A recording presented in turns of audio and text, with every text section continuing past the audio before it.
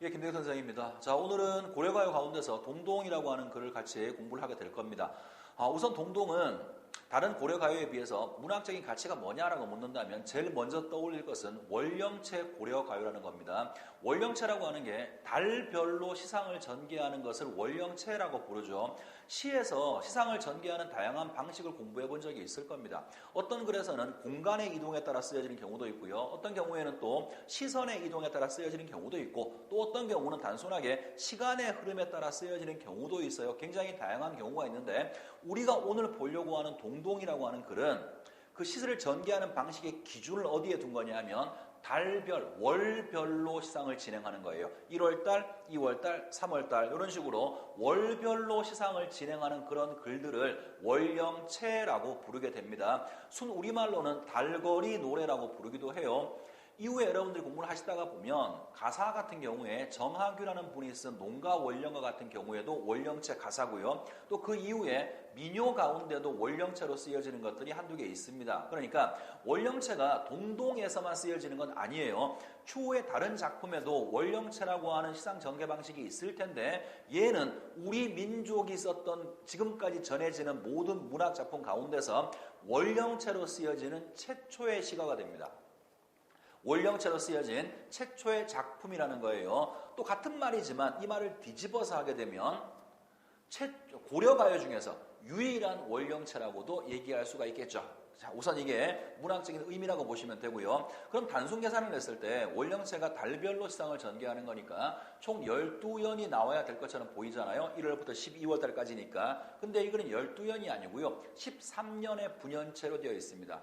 앞에 1년을 하나 빼고 1년은 전체적인 어떤 맥락이 글 나머지 부분하고 잘 어울리지가 않거든요. 그래서 1년은 아마도 추측하기로 후대의 기록 당시에 첨가됐을 거라고 추측을 하고요. 얘를 따로 빼서 서사라고 빼고 하나를 빼고 2년부터 13년까지를 1월령, 12월령, 월령체로 구성되는 하나의 단위로 봐서 크게 두 부분으로 나눌 수 있어요. 1년 하나, 그 다음 2부터 12까지 크게 두 부분으로 나눠서 이야기를 전개할 수가 있습니다. 자, 제목이 동동이라고 되어 있는데요. 정확히 이게 뭘 의미하는지는 아무도 모릅니다. 알 수 없고요. 다만 추측컨대 동동이라고 하는 것이 아마도 북소리의 의성어가 아닐까라고는 추측을 합니다만 정확한 의미는 알 수가 없어요. 자, 다른 고려가요처럼 기본적으로 3음보의 바탕을 두고 있고요. 연이 나눠져 있는 분연체로 되어 있고 후렴구가 존재한다는 점은 다른 고려가요랑 크게 다를 바가 없습니다.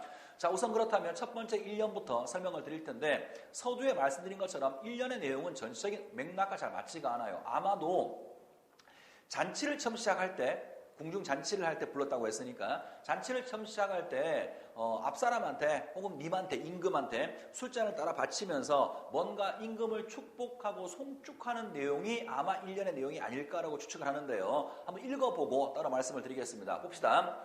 덕은 곰배에 받잡고, 자, 덕은 뒷잔에 받치고, 복은 림배에 받잡고, 복은 앞잔에 받치고, 자, 술을 이렇게 따라주면서 이 잔을 먹으면 덕을 받는 거고, 이 잔을 먹으면 복을 받는 거고, 마치 건주가처럼 보이죠.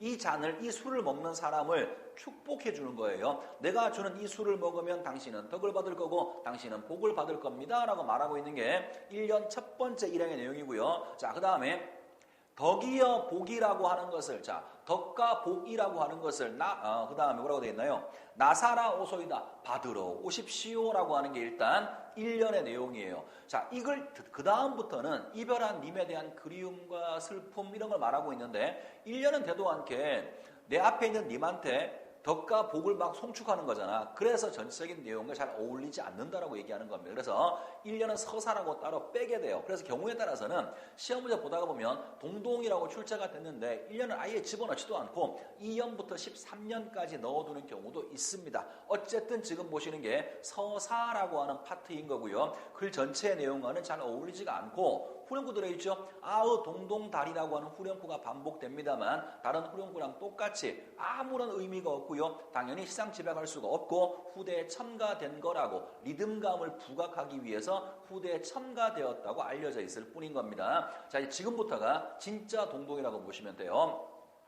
자, 연으로 얘기하면 이연이라고 말할 수 있겠습니다만 보통 이거를 정월영이라고 부릅니다. 월영체이기 때문에 1월, 2월, 3월 이런 식으로 정월영이라고 불러요. 자, 월영체 노래에서는 어떤 특징이 또 하나가 있냐면 당대의 세시 풍속들이 작품 속에 반영되는 경우가 굉장히 많습니다. 이걸 같은 경우에도 뭐 2월 달에 연등절이라든가 6월 달에 유두절, 그다음 또 5월 달에 단오, 8월 달에 추석, 9월 달에 중앙절 이런 식으로 당시에 했었던 세시 풍속들이 나와 있는데 여러분 그거 전부 다 암기할 필요는 없어요. 제 생각에는 현재까지 전해지고 있는 단오라든가 혹은 한가위 추석 같은 경우에는 지금도 전해지고 있는 거니까 하고 있는 거니까 요거는 단오를 말하는 거고 요거는 한가위를 말하는 거구나 그 정도 알면 되고요. 나머지 세시 풍속을 모두 좀 암기하는 것은 별로 추천하지 않습니다. 자, 우선 그러면 정월령 첫 번째 1월령부터 설명을 하도록 하겠습니다. 자, 읽어볼게요. 정월 날인물, 자, 정월의 시냇물입니다. 1월달의 시냇물. 1월달의 시냇물은 염구고요. 어저, 녹저, 하논데 얼었다, 녹았다 하는 데라는 뜻이에요. 자, 조금 의문을 갖는 사람들이 있어요. 1월달인데 어떻게 얼음이 녹느냐? 이건 지금 음력으로 쓰는 거죠. 우리는 지금 양력을 사용합니다만 이 글이 쓰여질 당시는 음력이었을 거예요, 아마. 그러니까 보통 음력이 양력보다 한 달 이상 늦죠. 아마 이때는 지금 양력으로 치면 2월달 정도 된 것 같아요. 그러니까 2월달, 여기서는 정월이라고 불렀네. 정월 1월달. 정월에 얼어있던 시냇물이 얼었다 녹았다고 한다고. 자, 이거의 비유는 이렇게 볼 수 있겠죠. 마음이 얼었다 녹았다로 볼 수도 있고 아니면 얼었을 때 님을 만나러 가지 못했는데 녹으니까 이제 님을 만나러 간다 이렇게 볼 수도 있겠죠. 어쨌든 간에 지금 하자가 정월령에서 말하고 있는 건 얼었다 녹았다 하는 시냇물을 얘기했어요. 자, 그 다음 보세요. 누릿 가운데 나곤 몸하. 자, 누리는 세상입니다. 세상 가운데 태어난 몸이여 몸은 화자를 가리키는 거예요. 세상 가운데 태어난 나는 홀로 살아가는구나. 그럼 화자의 정서는 뭘까요? 외로움이죠. 고독감, 외로움을 표현하고 있는데 표현 방식을 좀 보세요. 내가 지금 보고 있는 저 시냇물은 얼었다 녹았다 하면서 님은 이렇게 만나러 가는 것 같아.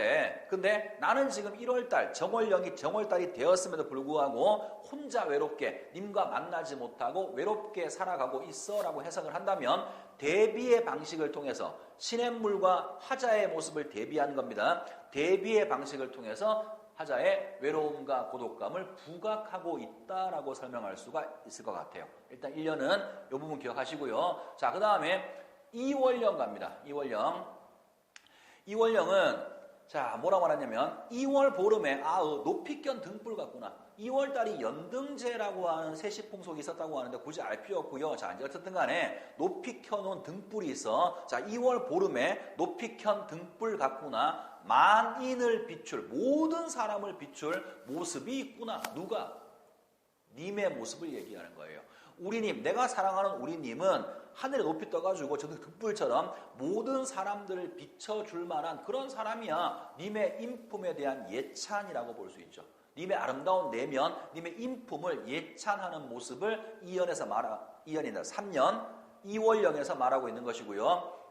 님의 모습을 비유한 게 일단 등불이 나오죠. 이걸 전체를 보시면 님의 모습을 비유하는 게 2개가 나올 거고요. 화자의 모습을 비유하는 게 3가지가 나올 겁니다. 그중에 첫 번째 님의 모습을 등불에 비유했고 보통 그것을 훌륭한 인품이라고 해석을 하게 됩니다. 자, 그 다음에 사연이지만 3월령 한번 해볼게요. 3월령. 자, 3월이 나면서 개한, 핀 이런 말이죠. 열린 거니까 3월이 되면서 핀 염구고요. 만춘, 늦은 봄에 달외꽃이요. 진달래꽃이라고 보통 해석을 합니다. 자, 3월이 되면서 핀 늦은 봄에 진달래꽃이요.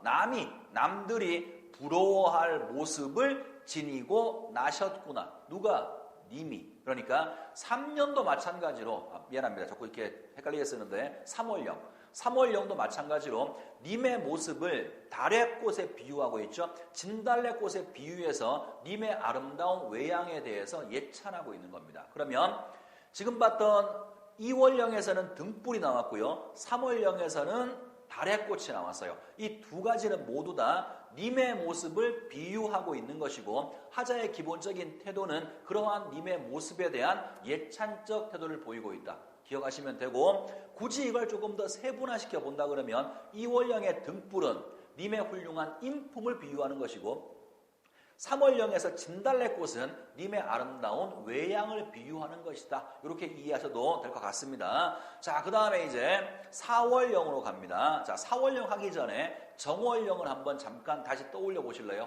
정월령에 어떤 표현 방식이 쓰였죠? 대비의 방식이 쓰였죠. 얼었다 녹았다 하는 물, 얘를 누구랑 대비했더라? 화자랑 대비했죠. 4월도 같은 방식이 쓰입니다. 대비의 방식이 쓰이는데요. 대비의 대상이 달라요. 자, 봅시다. 4월령. 4월을 안이 입고 오시는 깨꼬리새요. 자, 깨꼬리새. 깨꼬리새는 4월 달만 되면 님을 만나러 자신의 님을 만나러 온다라는 거예요. 4월을 안이 입고 오시는 깨꼬리새요. 무슨 따? 해석 주의합시다. 무슨 일인가 이런 말이에요. 무심하구나 이런 게 아니고요. 무슨 일인가 이런 뜻입니다. 자, 무슨 일인가? 녹사님은 옛날을 잊었는가? 녹사라고 하는 것은 고려시대 간직명입니다. 그러니까 관직에 나간 사람이니까 남자겠죠. 화자는 지금 남자를 그리워하고 있으니까 녹사님이라고 하는 걸 통해서 화자가 그리워하는 대상이 녹사라고 하는 간직을 가진 사람이니까 화자는 아마 여성이구나라고 하는 것을 짐작해 볼 수도 있는 그런 구절입니다. 자, 어쨌든 중요한 건 뭐냐면 깨꼬리새는 4월만 되면 자신의 님을 만나러 온단 말이야. 그런데 우리 님은 4월이 되었음에도 불구하고 나를 만나러 오지 않고 있다라고 말하고 있는 거죠. 표현 방식은 깨꼬리와 님을 대비한 거예요. 1년에서는 시냇물하고 화자를 대비했죠. 지금 보시는 4월령은 깨꼬리하고 님을 비유하고 있고 나를 만나러 오지 않는 님에 대한 그리움이라고 말할 수도 있고요. 동시에 원망이라고 말할 수도 있죠. 쟤는 저렇게 오는데 우리 님은 1년에 한 번도 오지 않아 님에 대한 원망을 드러내고 있다라고도 볼 수가 있습니다. 자, 그 다음에 5월령으로 가보겠습니다. 5월은 단오입니다. 단오. 지금도 이거 행사 진행하죠. 그러니까 이건 기억합시다. 자, 5월 5일에 수린날의 아침에 먹는 약. 수린날이 아마 단오인 모양이죠. 그때 풍습이 약 같은 거 이렇게 다려가지고 좋은 약초로 약 같은 거 다려서 뭐 건강하라고 약을 먹는 그런 풍습이 있었는 모양입니다. 그 얘기하는 거예요. 그래서 월령체 노래는 아까 서두에 말씀드린 것처럼 월령체를 통해서 당대 세시풍속의 모습을 알 수 있다라고 하는 게 이런 구절 때문에 그런 겁니다. 다시 보겠습니다. 5월 5일에 수린날 아침에 먹는 약은 즈문해를 장존하실 약이라 바칩니다. 즈문이 뭐죠? 천이죠. 그러니까 1000년 동안 장수하실 약이라고 님한테 바칩니다. 이런 뜻이에요. 우리 님이 이 약을 먹고 1000년 만년 살면 좋겠다 이런 말이죠. 님의 만수무강을 기원하는 내용을 담고 있습니다. 뭐 특별한 건 없네요. 자, 그 다음에 6월령으로 갑니다. 6월령에 여러분이 또 하나 기억할 게 하나가 있어요. 질문 하나 해볼게요. 읽었던 부분까지 님의 모습을 비유하고 있는 게 뭐 있었죠? 2월령에서 등불 있었고 3월령에서 달의 꽃 있었죠. 이걸 전체에서 님을 비유하는 그 두 가지밖에 없어요. 지금부터는 이제 뭘 볼 거냐면 화자를 비유하는 대상이 뭔지를 찾을 건데 총 3가지가 나올 겁니다. 자, 우선 읽어보고 얘기하겠습니다. 6월령 6월 보름에 별해는 벼랑이에요. 벼랑에 버려진 빛 같구나. 자, 벼랑에 버려진 빛 화자를 비유하는 첫 번째 단어가 됩니다. 님한테 쓸모없어 버려진 화자, 벼랑에 버려진 빛, 쓸모없다라고 하는 공통 분모를 가지고 있죠. 그래서 저기 빛은 화자의 모습을 비유하고 있는 것이라고 볼 수가 있을 것 같아요. 다시 봅시다.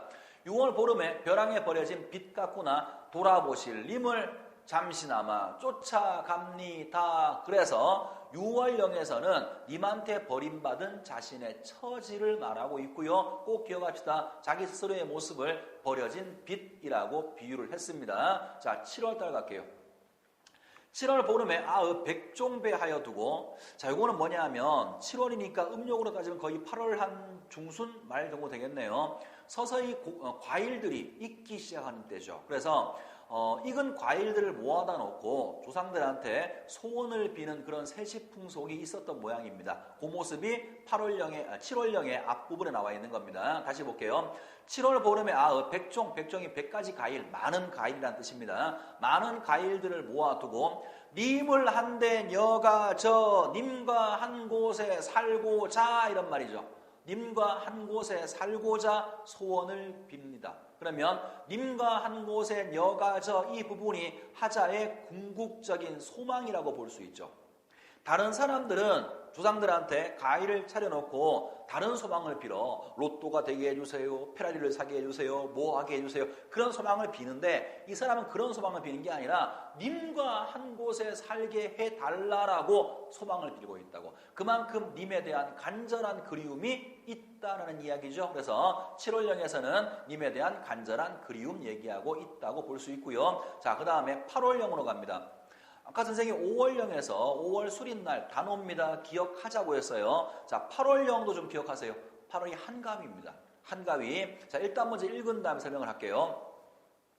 8월 보름이 갑의 날이지만 갑의가 한가위, 추석을 얘기하는 겁니다. 8월 보름이 한가위 날이지만 님을 모시고 사는 오늘이 한가위 날이다. 자, 이게 무슨 말이냐면 해석을 잘 해봐야 됩니다. 그 옛날 사람들이 이렇게 말하는 거 들어본 적이 있을 거예요. 뭐 옛날까지 갈 것도 없고 추석 같을 때 마트 같은 데 가보면 플랜카드에 뭐라고 적혀 있냐면 더도 말고 덜도 말고 한가위만 같아라 라는 말을 본 적이 있을 거예요. 그만큼 옛날 사람들이 가장 좋아했던 명절이야. 왜 그럴까요? 먹을 게 가장 많을 때니까. 그래서 옛날 사람들이 한가위가 가장 좋은 날이라고 말하는데 이 글의 화자는 나한테는 8월 15일이 한가위가 아니라 님과 살고 있는 그날이 한가위야. 다른 말로 고치면 나는 님과 함께 사는 그날이 나한테는 가장 좋은 날이야 라고 말하는 거예요. 자, 한 번 더 봅시다. 해석을 해볼게요. 8월 보름이 한가위 날이지만 8월 보름이 한가위 추석 날이지만 님을 모시고 사는 오늘이 나한테는 님과 함께 사는 그날이 한가위 날이다. 가장 좋은 날이다 라고 말하고 있는 거예요. 역시 님에 대한 그리운 마음을 얘기하고 있는 거죠. 자, 그 다음에 10년으로 갑니다. 10년은 이게 시험 문제에 언급이 될 때 10년에서 뭘 많이 물어보냐면 화자의 정서가 뭐냐라고 많이 물어봅니다. 자, 일단 한번 읽어볼게요. 9월 9일에 약이라고 먹는 국화꽃. 이것도 아마 풍습이겠죠. 당시의 세시풍습이 음력 9월 9일 날 그때 가을이니까 이제 국화가 폈을 거란 말이야. 그 국화를 다려서 먹는 그런 풍습이 있었던 모양입니다. 자, 그런데 이 사람 뭐라고 말하냐면 꽃이 안에 드니 국화꽃이 집안에 피니 이런 말이에요.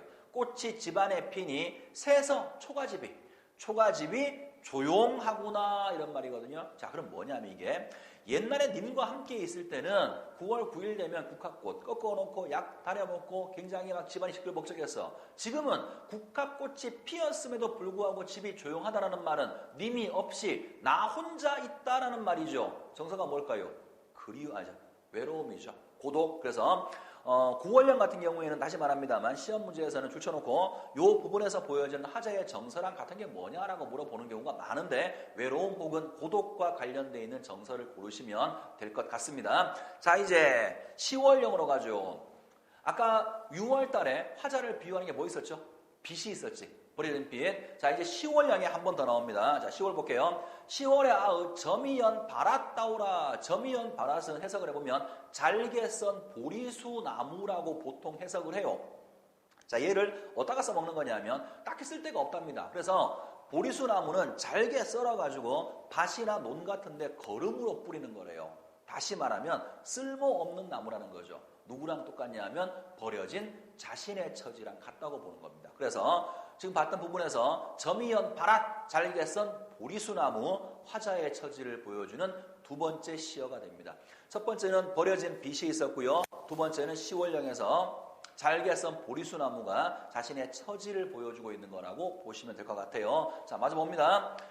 10월에 점이연 10월에 잘게 썬 보리수나무 같구나. 꺾어 버리신 후에 지니실 한 분이 없구나. 님한테 버림받은 자신의 처지를 이야기하고 있는 거죠. 자, 그 다음에 11월령으로 갑니다. 거의 끝나가네요. 11월령도 9월령처럼 화자의 정서를 물어보는 문제가 많이 출제가 돼요. 자, 읽어보겠습니다. 11월 봉당 자리에 한삼 펴고 누워. 봉당 자리는 잠자리라고 보시면 돼요. 자, 11월 달이니까 추울 때지. 추운 겨울날 잠자리에 한삼을 펴고 누웠어요. 한삼은 삼배 이불인데요. 쉽게 설명하면 얇은 이불입니다. 그 추운 겨울에 내 잠자리에다가 얇은 이불을 피고 누워서, 자, 그 다음 슬프구나. 고운님과 이별하며 살아가고 있구나. 자기 신세를 한탄하고 있는 거죠. 그런데 이 부분에서 우리가 볼 게 하나가 있습니다.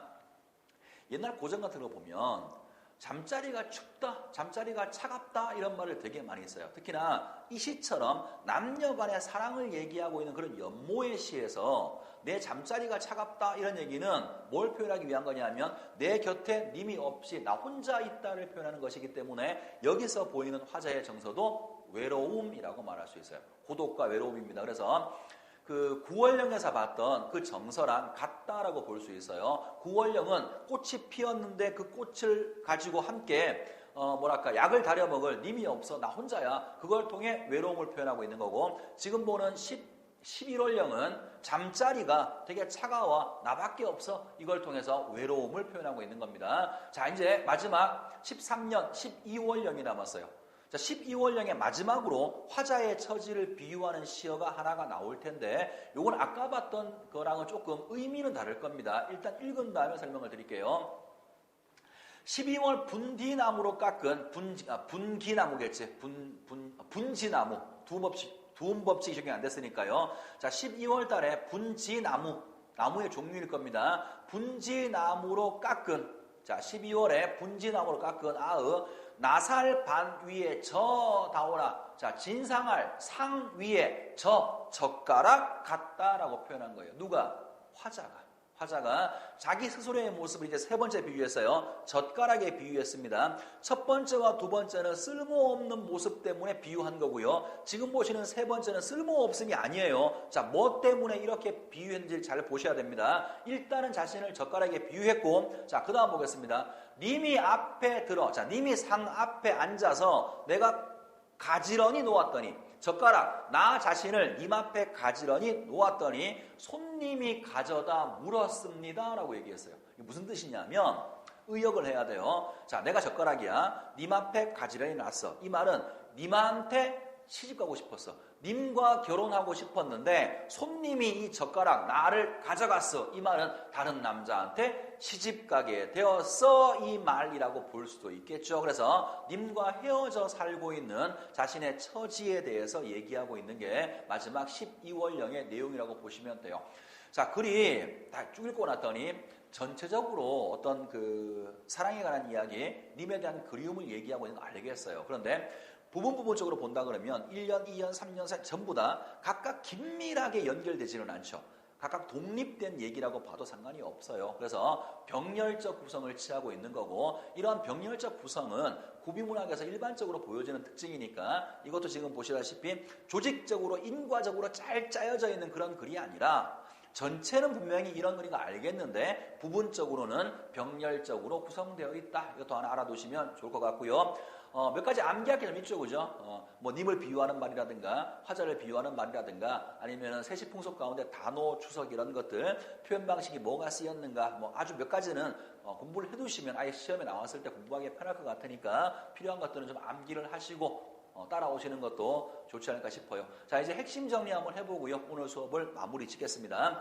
자, 갈래 당연히 고려 소교고요. 형식은 13년의 월령체, 분연체이면서 연이 나눠져 있으니까 시상의 전개 방식은 월령체, 달거리 노래로 되어 있다고 여러 번 말씀을 드렸고요. 자, 성격, 이별의 노래, 송도가라고 되어 있죠, 그죠? 일단 기본적으로는 이별한 상태에서 님에 대한 그리움을 말하고 있는 게 맞아요. 그렇지만 부분적으로 이 약 먹고 천년 동안 살기를 바랍니다. 뭐 합니다. 님에 대해서 축복하는 이야기도 포함되어 있죠. 송도가의 성격도 가지고 있습니다. 자, 구성은 서사 서사 1년하고 본사 12년으로 총 13년으로 구성이 되어 있고 서사는 첫 부분에 말씀드린 것처럼 글 전체 내용과 좀 어울리지가 않기 때문에 후대에 첨가된 게 아닌가라고 추측을 합니다. 자, 그리고 주제는 임에 대한 송도와 연모, 사랑이라고 볼 수 있고요.